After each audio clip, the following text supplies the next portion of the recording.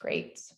Hello, everyone. My name is Kelly Trott. I'm VP of Impact and Deployment at Imagine H2O. Thank you so much for joining us today at Let's Get Done Connecting Our Sanitation Pipelines. For those of you that didn't know, this is actually part 2 of our series around wastewater pollution. So if you're not able to attend yesterday's session, I highly recommend watching the recording as it was extremely fun and informative as an introduction to the topic. You will probably know the session when you see it in Pathable because it's quite similar to this session, but it's called Let's Shoot the Sh. So make sure to go check it out. And on to today, we have a very cool workshop that has been structured by my fantastic co-conveners, Katie Velasco, Director of Operations and Engagement for RARE Center for Behavior and the Environment, Stephanie Ware, Director of Coral Reef Conservation at the Nature Conservancy, and Elise Schreckengoss, Senior Program Officer, Bill and Melinda Gates Foundation. So the workshop today will run as follows. First, you will hear from the different perspectives of the co-conveners around the topic and really why did we decide to come together and run this session. Second, the Center for Behavior and the Environment team has set up a really cool mapping and framing exercise that you, the audience, will be participating in. I believe that the breakouts will be automatically assigned to you. So all you have to do is sit back, relax, and let things happen and participate. We will then wrap up those breakout sessions by the fantastic Steph Ware, who's going to give insights from the conversations and lead some commitments. And then finally, Katie will be announcing some exciting news and wrap the session up. So it's time to get started and move to the first part of our session. Unfortunately, or fortunately for you, that is with me. So I'm going to tell you a bit more about Imagine H2O and kind of why we decided to join this session in group. The only difference is now you will probably see some slides, but as a reminder, Kelly Trott, VP of Deployment and Impact with Imagine H2O. I thought it was first probably best to explain kind of what Imagine H2O does. Imagine H2O is a global nonprofit organization that helps transform emerging water technology startups into successful businesses. And we really view entrepreneurs as powerful change agents for water resilience. And the goal of what we're trying to do is we're trying to accelerate that adoption of innovation. But in order to truly accelerate the adoption of innovations, it goes way beyond just technology, which is why we're providing the tools, network insights, and help to get the technology to the people that need it the most. And this is really why in issues like wastewater pollution, we partner with some of the best in the business, with people like RARE and TNC and the Ocean Sewage Alliance. And Imagine H2O's work, we do this through 3 main programs. You might have heard of, probably our most famous one is the Accelerator. It's now been running for 12 long years. It's our flagship startup program, and it's run out of San Francisco by the fantastic Lee Mediera. And we also have a second program, Imagine H2O Asia, which is based in Singapore. And this is really a market access program that provides a bridge for global solutions to access markets in the region. We have a wonderful team all based out of Singapore, and that is led by Nimesh Modak. And finally, the Urban Challenge, which is an urban tech award program, which focuses on coastal cities and is spotlighting the issue of wastewater pollution. Shout out to Taylor Evans and Nidhi Menon on the line who helped me with this program. And I want to dig a little bit into it because this is kind of where this focus area came about. So first, why do we focus on urban water? And this will be a refresher for many, I'm sure, in the session, but cities are thirsty. They use a large percentage of our water, whether that be direct or indirect use. And second is, they're only going to get thirstier. Cities are rapidly growing, so they're going to need more water and also more sanitation. By 2050, 65% of people will be living in cities, just a lot of people. Third, and the big focus area today is cities are hurting people on planet. And this is where kind of today's discussion will be around. And I think it still shocks me, and I'm sure Steph will go into this stat more because I've stolen it from her. So sorry to take your thunder, but every day, 80% of untreated sewage, industrial and ag waste are dumped into our waterways and oceans. And fourth, as you turn on the news every morning, you see this, but climate is impacting cities, and especially coastal cities. They're very, very vulnerable. So while there's a lot of negative things, Cities also act as the solution, we believe. With so many people come so many great ideas, and cities can really act as sandboxes and test beds for innovation, both from entrepreneurs and intrapreneurs. So how does the challenge kind of help? We find the best of the best entrepreneurs that want to help transform the future of cities, and the challenge gives them new urban tech a powerful chance to shine on that global stage, while it also provides communities with a steady flow of tested solutions that can make their cities' water systems more efficient, more equitable, more resilient, and what we're talking about, more healthy.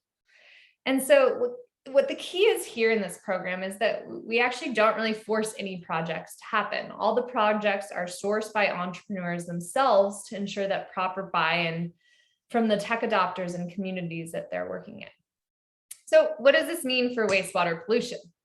As I mentioned, the challenge is highlighting wastewater pollution under the health theme that we have. And this means that we are bringing issue area experts in as nominating partners, right, to find the best entrepreneurs. So if any of you are in the audience, please let me know. And I'd love to pick your brain about kind of what entrepreneurial solutions are out there. Then second is we have judges that select the best entrepreneurs, and finally mentors that really support these wastewater pollution entrepreneurs in their journey. It's, issue area experts or market area experts that really are helpful for these entrepreneurs to succeed. So it's all, great to talk about these things. It's better to see their work in action. I wanted to use this first as we work with entrepreneurs like Aaron, and Aaron imagined building the Google traffic maps for sewers. So Aaron built Storm Sensor, which tracks and prevents flooding, sewage overflows, and other stormwater issues in cities. So where do we step in? This is where Urban Waters Challenge has helped Aaron deploy her solution in Newark, New Jersey to help map out the city's multi-billion-dollar infrastructure upgrade plan. So who else do we help? We help entrepreneurs like Asim. Asim imagined using robots to reduce pollution. So Asim built fluid robotics to help cities intercept, divert, and treat raw sewage. And where the Urban Water Challenge stepped in is we helped Asim partner with the city of Pune in India to reduce their water pollution into their local river. So now that you've heard a bit about Imagine H2O and our approach on wastewater pollution, I am excited to hand the mic to the wonderful Elise.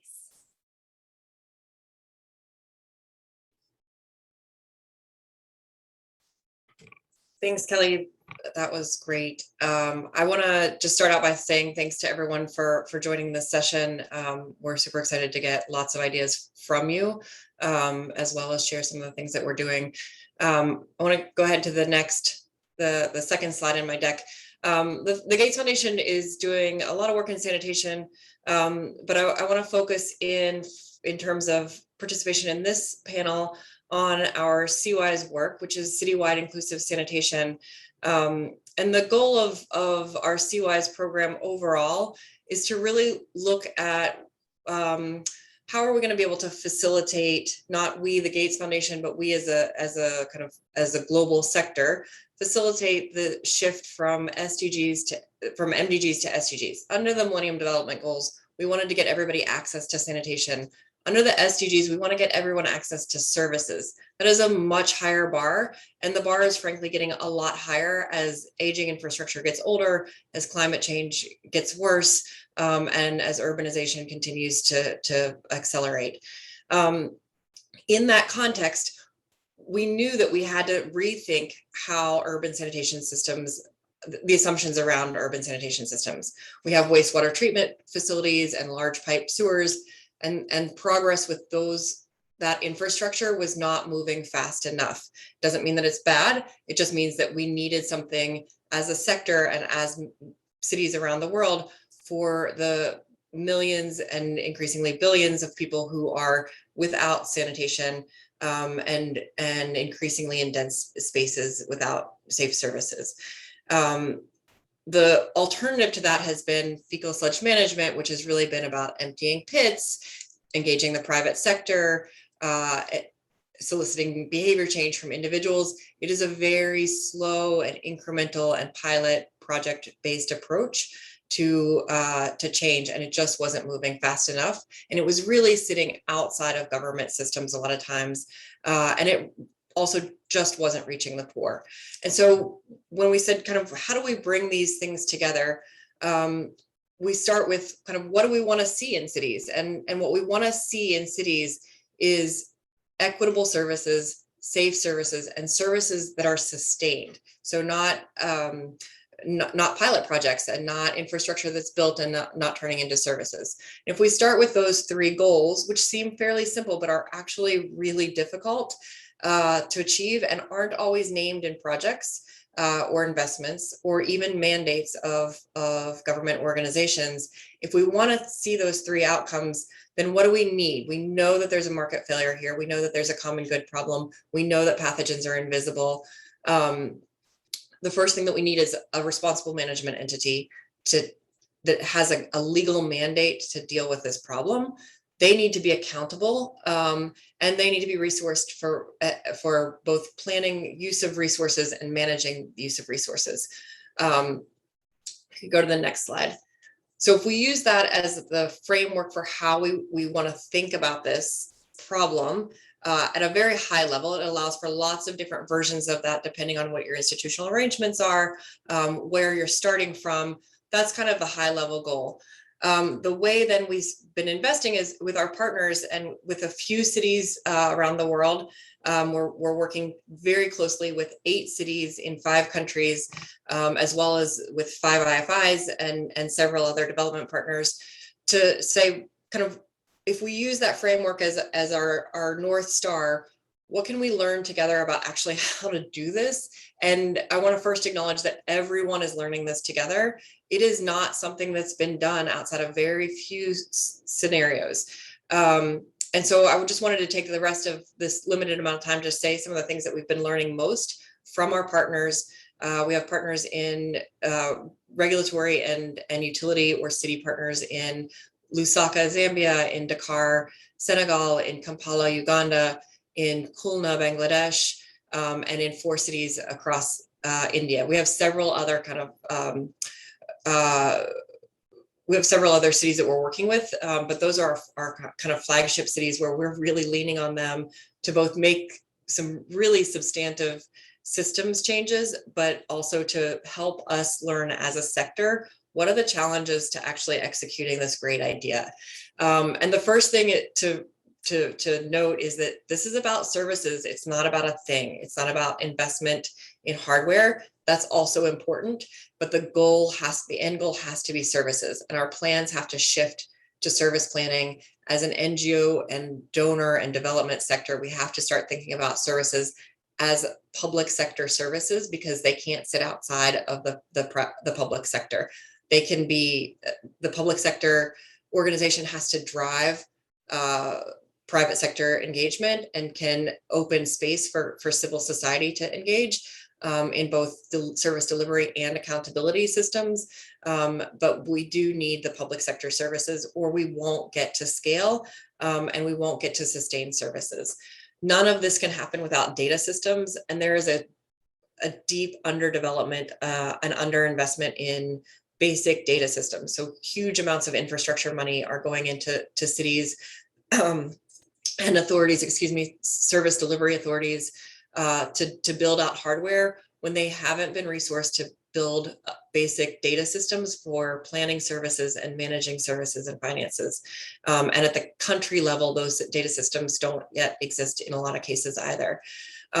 If the poor are not named in mandates and in programs and investments, they're not going to be served. And a lot of times we're seeing that they're not named at all. And it's really hard to get them named. And then it's even harder to figure out how to actually reach them. And it takes different models. It's not just about counting them and assuming that a mainstream model will reach these marginalized and informal settlements.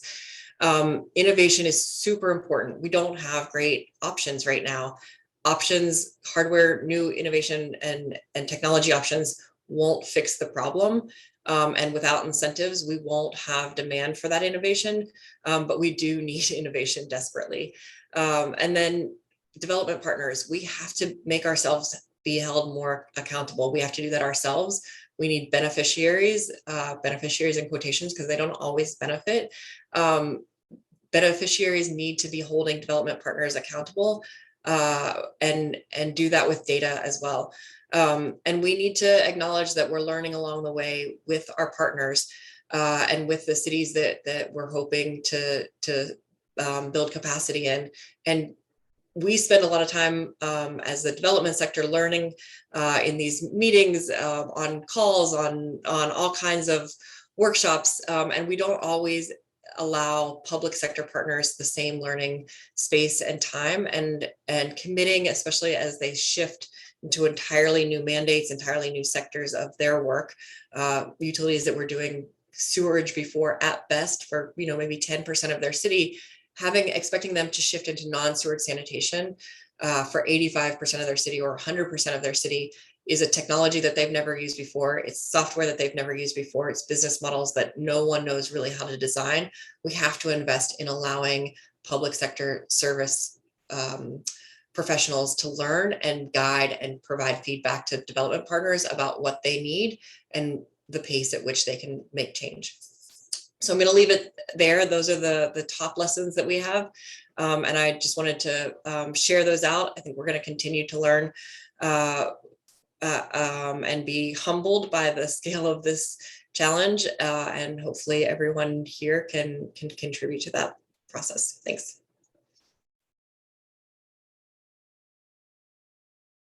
So over to Steph.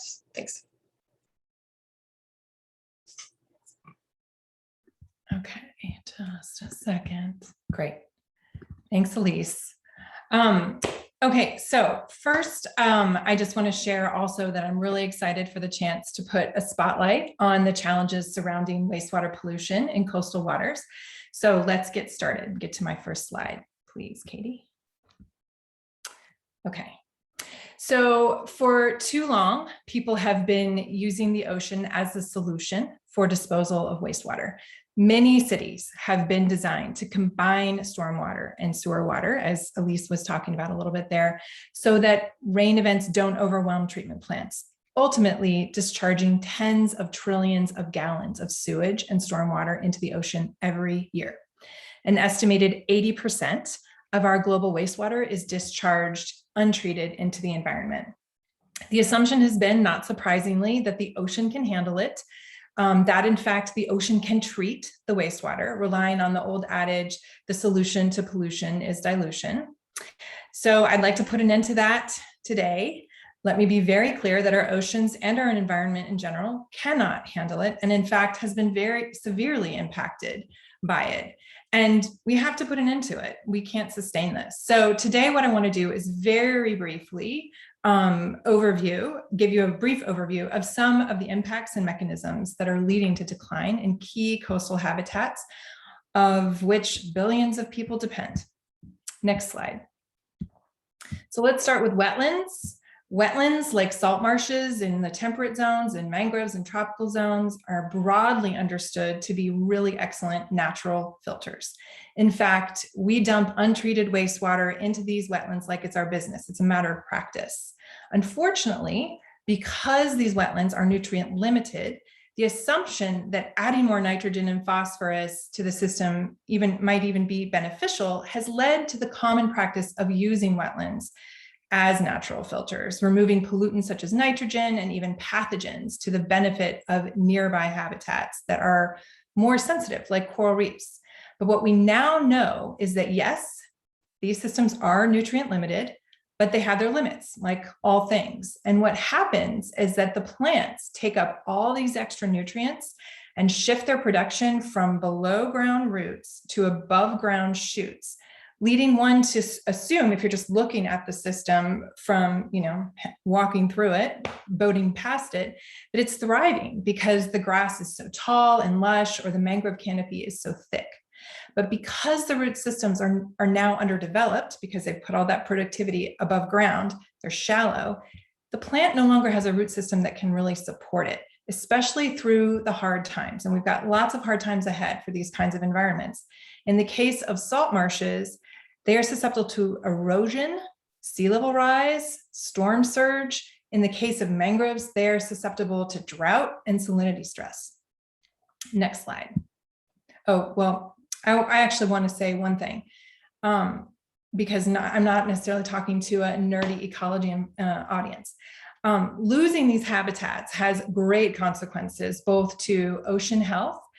They are hubs of productivity and essential nursery habitats and a source of food and protection, but also to human well-being, offering some of the same benefits. They provide food, but they also provide coastal protection. These habitats actually make it possible for human communities to live in many coastal areas. And on top of that, they are now being appreciated as an important carbon storage. Okay, so now we're on the slide we need to be on. Okay, so let's talk about coral reefs, my favorite. So coral reefs are in a very different situation altogether. They are not nutrient limited habitats. In fact, they thrive in conditions where nutrients are low, and they struggle when nutrients are added to the system. It is much more intuitive that wastewater pollution is problematic for reefs, and in fact, is one of the biggest threats they face, along with overfishing and climate change. However, because wastewater pollution is generally invisible, very little is getting done to address it. Its presence is often only noticed because of the dramatic impacts of on coral reefs, including disease, overgrowth of algae.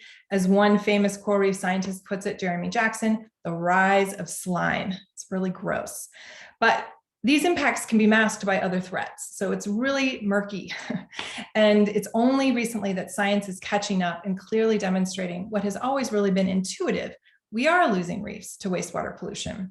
And this is happening in varying degrees in most places that have coral reefs and people, as noted by the statistic on the slide. The negative effects are not limited to increases in nutrients. Other compounds and common components of household sewage are also problematic, including pharmaceuticals, endocrine disruptors, and even human pathogens. There is a common disease in the Caribbean, whitepox disease, that's caused by a human pathogen from sewage discharged into coastal waters. Think about that for a moment. A pathogen from a terrestrial mammal is causing disease in a marine invertebrate. It's kind of crazy. Okay, next slide. Finally, fish. A driving force in many coastal economies, providing food and jobs for billions of people across the planet. Again, a lot of assumptions have been made on the impacts of pollution on marine fish populations because of their ability to move. They're highly mobile and supposedly get out of the way of pollution. Recent science has shown us that coastal fish populations are extremely vulnerable to pollution in the larval, juvenile, and adult stages. Researchers are showing that this pollution can impact where the fish choose to live, their ability to grow and reproduce, and their health in general.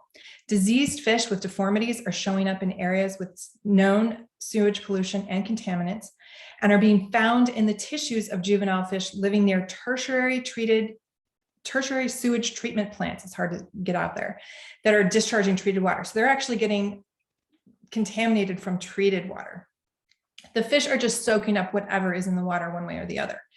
We still don't have a good sense of the scope of this impact yet, which is why I share the numbers around just how much of a contribution fisheries make globally. But because this is pretty novel research, but we do know that even a limited scope could be disastrous for fisheries dependent communities and economies.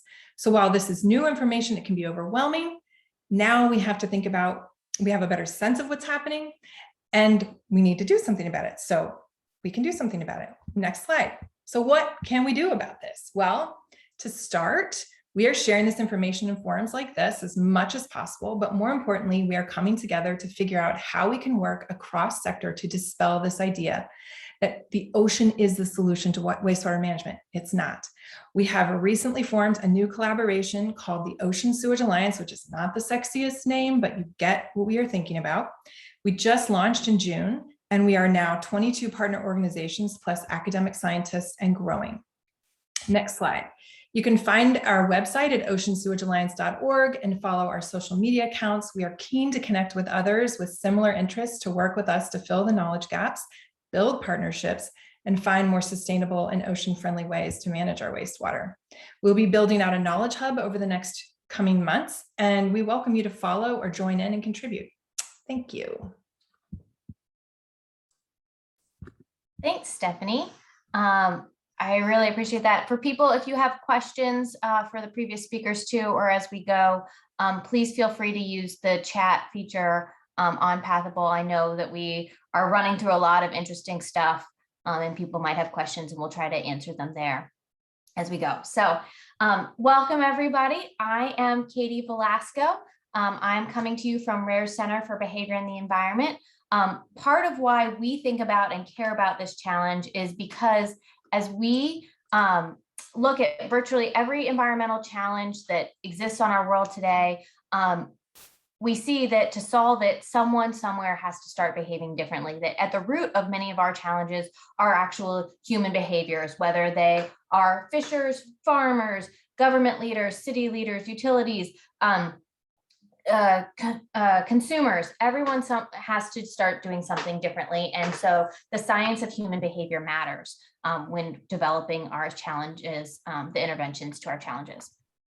When we look at behavior change and we get to the root of it and decision making, what's interesting is that we often have a spectrum of decision making that happens within our brains. We have, on the one hand, this very calculated, rational, ROI maximizing view of the world where we weigh our options, we calculate our costs and benefits, and we like boop, boop, boop, and come out with some solution. So that's on the one side. On the other side is this very emotional, instinctive, reactive, quick decision-making that happens. And the reality is, over the course of the day, we have this decisions that fall under the spectrum. Not every are from our rational side, not every are from our emotional side, but we fall along this spectrum in making our decisions every single day. But when we start looking at our environmental interventions and the way that we try to drive behavior change as practitioners, we often fall and design solutions for this one side of thinking, this very rational side of thinking. We say, we tell them the information, we tell them the problem, and we say, if you just knew how bad it was, you would change your behavior. We give them or take away something, a material incentive, we give them money, or we fine them, or we give them, in the place of plastics, maybe reusable straws or reusable bags, and say, okay, well, that will solve the problem. If they only just had a better incentive structure, that would make things change. Or in the case of policy change and rules and regulations, we just say, oh, we're just gonna force them to change. We'll just make it a rule. But the problem comes in enforcement, in the ability for these policies to make a difference. And what we say at our Center for Behavior and the Environment is these aren't wrong. They do play to one side of the equation, and they're incredibly important and can be incredibly effective for driving change. The challenge is that we also have this other side of our spectrum of decision making, the more instinctive, emotional, reactive human side, oftentimes irrational. And that when we design solutions, we need to be thinking of both sides of this spectrum. And so this science of human behavior that has been emerging over the last few decades is really going to be a game changer in thinking through how we design environmental interventions. So you'll see our graphic here, we kind of add in this other spectrum, and we add in these kind of three principles that exist. We know that emotions can be more powerful than reason. Emotional appeals can draw people in. We know that we're an inherently social species. We care what our peer groups are doing. We care about our influences, our norms. And also we care, the context of this decision-making environment matters. We call it choice architecture. It's the structure of our decision-making environment, but the timing, the context, anybody who has ever either been a kid or asked or had a kid and had someone ask if you want to ask your parents to be able to go to a friend's house, you know there are good times and bad times. Like, this is instinctive stuff. And so this real context of our decision making matters when we're designing these interventions. So the other piece of this that I'm glossing over very, very much, but we'll include a link at the end, is this process, this behavior-centered design journey. And what we mean by this is we can't just take these levers of behavior change and throw them at any equation or any problem and intervention. What we need to do is very strategically use them when we are designing both for and with the audiences that we're trying to target. So not just designing it as we would be practitioners, but also with our communities, integrating with them, using these processes to really design solutions with our audiences in mind, and we need to use that strategically. So we have this behavior-centered design journey. I don't have time to get into these steps, but we do promote them on our website, behavior.rare.org, to how you can use each step to identify which levers you're going to use. So just quickly, there are a couple examples. There's a group who we heard from yesterday, Soil, out of Haiti. And I love this example that they have going, because there are so many ways that they use all of these levers effectively and in combination to drive change and to really have an impact on the ground. They have the pay scales, they share public health risks, they work with the government on regulatory frameworks, but there's also so much around messaging this concept of security, dignity, comfort, not messaging on fear and shame, working with peer referrals, working on local campaigns. There's so much that Soil is doing to really use all of these levers, and has been a great example in doing so. We might even have some folks from Soil on the call who can share in the breakout groups that we have coming soon on this topic. The other piece that I really want to highlight is there's a study that happened in Kansas in the United States, because oftentimes people think that, behavior change is just for the consumer side of things. But the reality is that most of our businesses and utilities and governments, they're made up of people, and they're made up of people who act both rationally and irrationally. And so there's a study that came out of around wastewater dischargers that actually sent these utilities notes and said, this is how you compare to your peer facilities. And when they did that, they actually found an 8% reduction in discharges. And that's phenomenal in the sense that you just send them a letter about how their peer comparisons are doing and get this reduction, because they do care. Organizations care about their peers too. And so it's important to be thinking about behavior change, not just from a perspective of the consumers and end users, but really about how we can work within our systems to make change happen, in the role that that whole spectrum of decision-making matters when talking to our different kind of stakeholders and audiences. So that was a lot to throw at everybody from all of our different perspectives, but we really wanted to just open it up to start the conversation and get things moving. So now we're actually going to build out into our challenge. Our challenge for you, we actually don't have this filled out already, because we really are looking for the input from everybody. What is our challenge? How are we going to get our hands dirty today? So we want to start connecting our pipelines to understand the systems mapping that exists around this problem of ocean sewage pollution. And so we're going to break out everybody into 4 groups. We're going to focus on 2 topics, 2 groups on each topic. One is going to focus on this concept of expanding public services for non-sewerage systems. So for example, transitioning from cesspools or pit latrines to septic systems. This other group is going to focus on how do we add or upgrade city sewage systems, these piped and sewage systems within cities, and how do we drive change and that way to reduce the overall pollution that is hitting our waterways.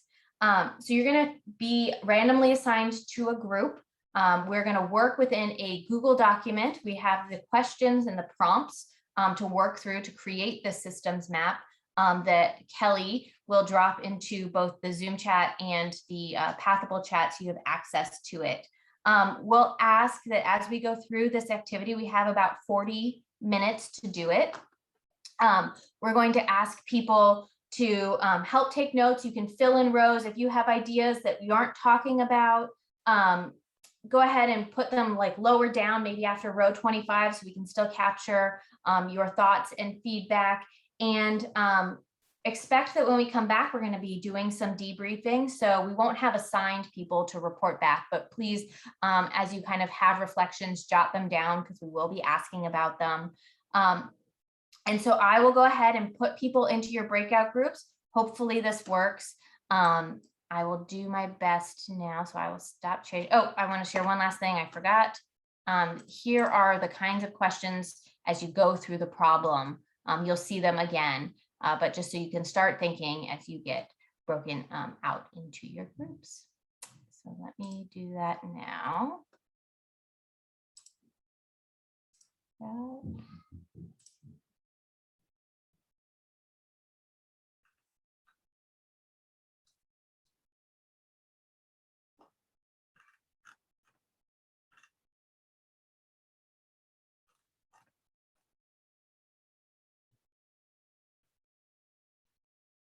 Riley, is that sending everybody out?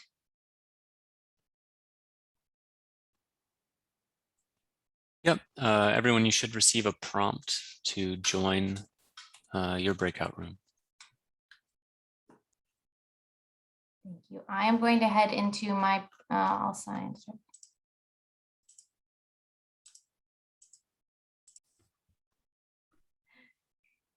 It looks like as people are getting back, since we're going to be a little bit tight on time, Stephanie, do you want to get started and kind of identifying any insights we had in the conversation? I'll take it off share so you can see people as they. Okay, great. So people can unmute themselves and share. Is that right?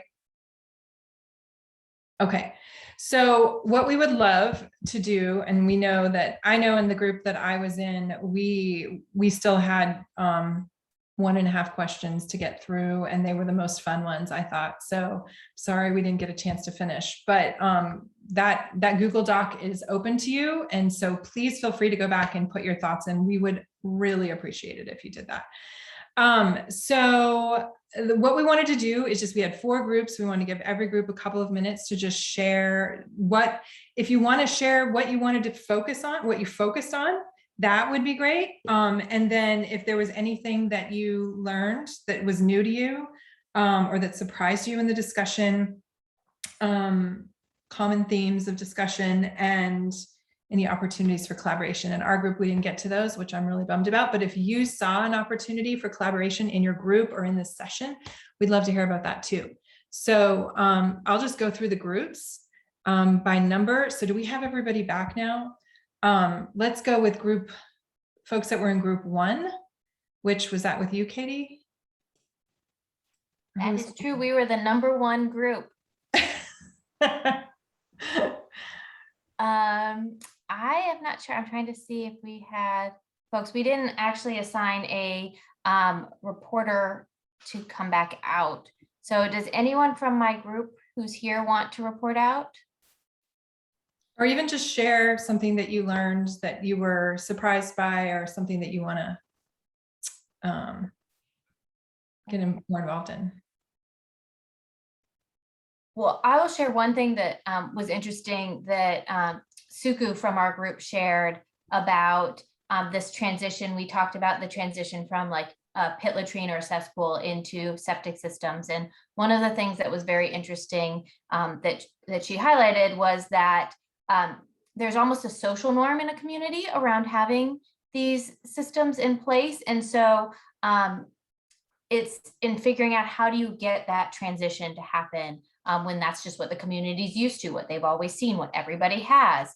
And so doing the transition would be different. And that would involve, as we started talking across sectors, of not just working with community members, but it probably a message would be really resonant from the chief or another local mayor or kind of local leader, messaging around job creation that would come. And when you talk about cross sectors, having this private sector engagement very deeply in kind of helping to create jobs so that people can get involved and have this opportunity, but also a lot with the government. We need lots of different agencies to be involved. And she highlighted quite a few of those. And so I thought that was very interesting, and that even though this is in some ways a social norm question that existed, it actually involves a solution from a variety of other sectors as well without tackling it. So that was one reflection I had from group 1.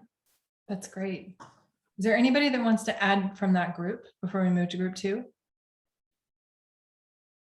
I can't see everybody. Hi, everyone. Hi, I'm Sugu.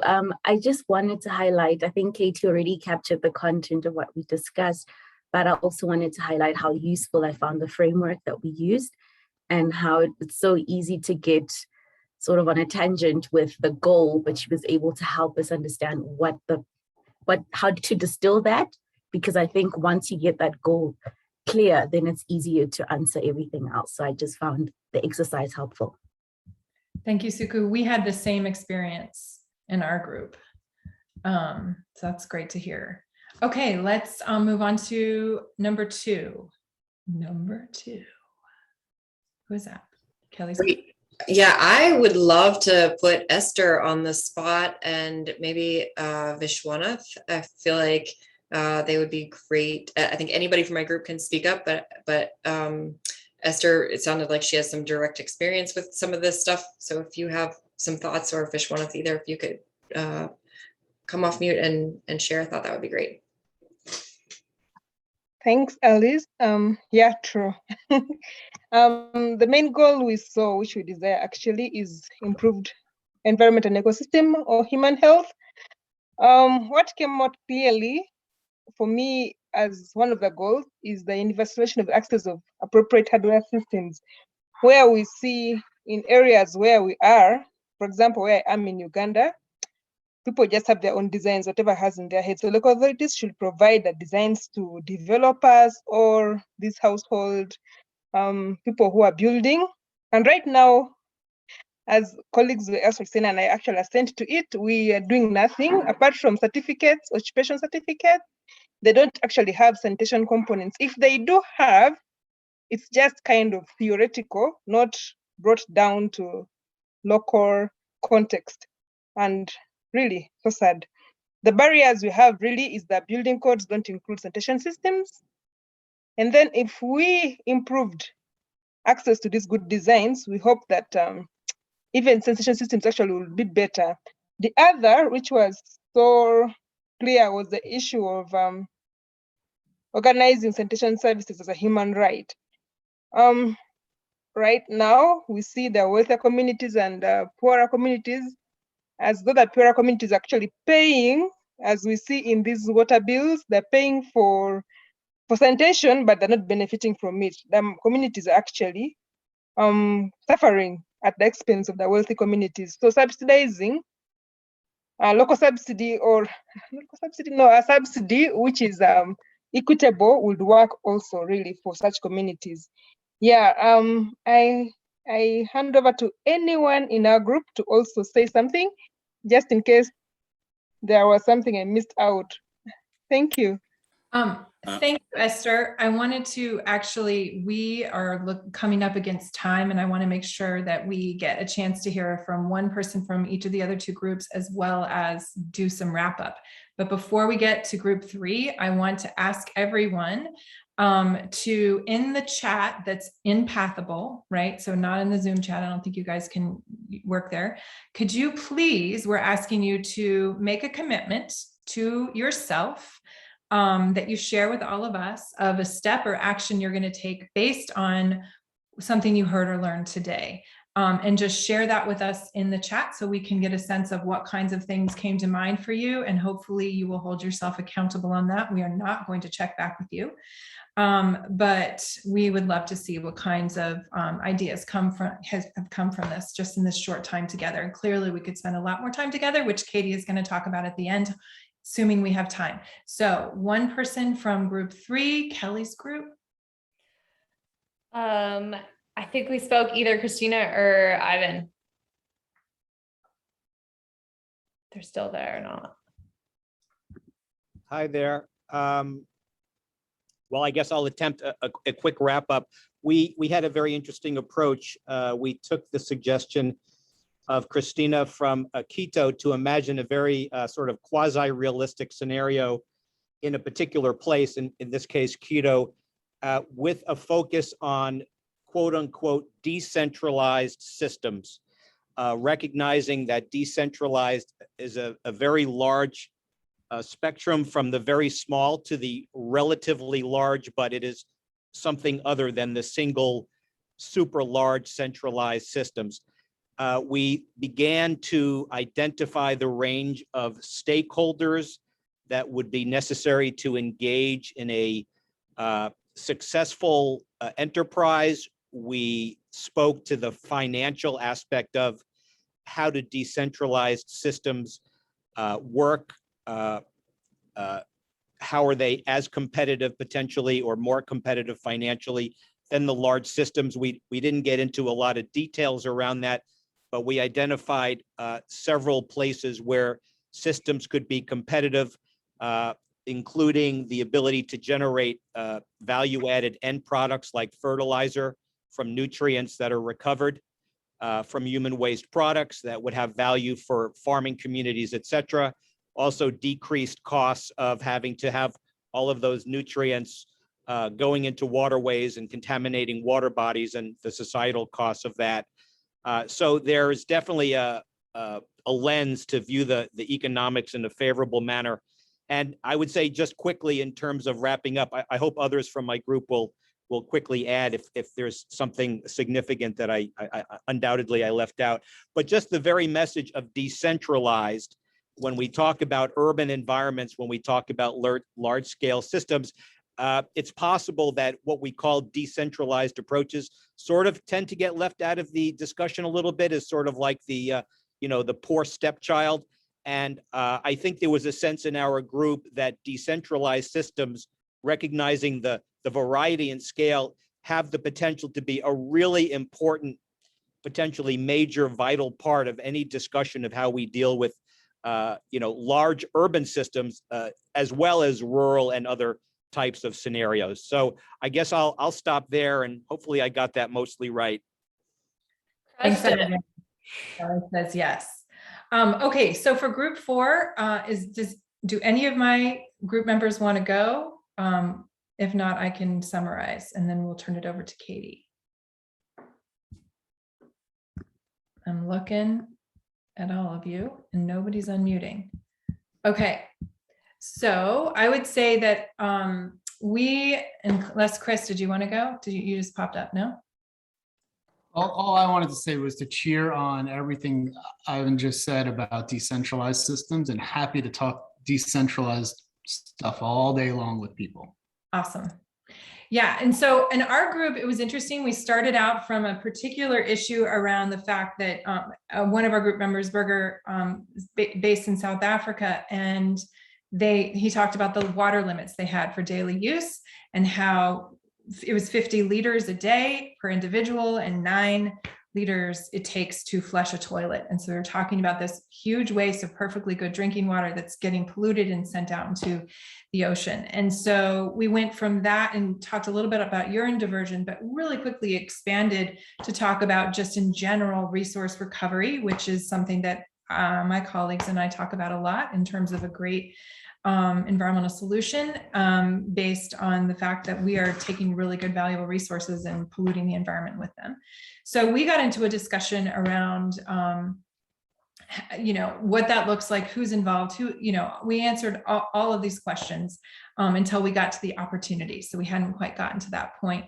But we just felt like that was an area that has a lot of inertia challenges given the systems that are already in place. And we had a lot of discussion around how you teach an old dog new tricks, or bring in a puppy, I guess, for lack of a better analogy, that comes in with all that energy and ideas. And really just this shift in thinking about the ick factor that exists and how we can actually benefit from making these shifts in so many different ways. So that was a fun conversation, and we had some real world examples that we were able to talk about, which is great. So I hope people, I can see, actually it's hard to go back and forth between these formats, but I can see some people are making some commitments, and thank you for doing that. We'd love to hear from all of you. And I'm going to turn over to Katie because she has some wrap up for what's next for us and more of this kind of stuff, hopefully. Yes, we are hoping that everyone is still willing to dig in further, get their hands a little bit more dirty. So I just want to promote one more time some places to get involved. There's the Ocean Sewage Alliance. We'd love to have as many people as interested to kind of dig in, learn more, share what they know, so that we can really elevate the role that all of our organizations play in tackling this big global challenge. Another place I will shamelessly promote is our behavior.rare.org portal, where it has actually templates for the exercise you did today. That comes from a template on our website. We have lots more in this behavior-centered design process and how you apply behavioral levers. Please, it's free. access all of that, it's we'd love for people to come on, get those resources, and kind of build out their interventions effectively. And then also promoting Imagine H2O's, the Urban Water Challenge, and other challenges happening. There's some openings right now to send in your applications over the next few weeks and months. So please make sure that you get involved and check those out. The last thing that I just have to do, if you want to dig in even further, we did a lot of kind of problem and systems mapping. We call that at RARE a framing, and that's the first step. If you remember from the behavior-centered design process, you frame out the problem. We're actually doing a design challenge in partnership with the Ocean Sewage Alliance, where you actually are doing a live case to develop solutions. So if you're ready to kind of dig in and start developing solutions, it's free to join this behavior-centered design challenge. Please sign up. Signups are open through August 30th. And then we actually have a virtual conference coming in September where we're going to dig into all of the ways that behavior change can be involved with solving water pollution challenges. It won't obviously solve them, but it can be a big kind of factor in tackling what we're looking at doing. So with that, I want to say thank you everyone for joining. We are so excited to have had such involvement. We are thankful for your willingness to put in some work, to get your hands dirty, to use your brains and kind of start mapping this stuff out. It's critically important. We need more people involved in this sector. And so we are really excited that you took the time today to join. So thank you. Please stay involved. We'd love to see you in any format that you're willing to do, and we hope that will be soon. So thank you. Bye. Thank you. Thanks so much. Thanks for joining us. Thank you very much. It was great. Thank you. Have a bye. Thank you.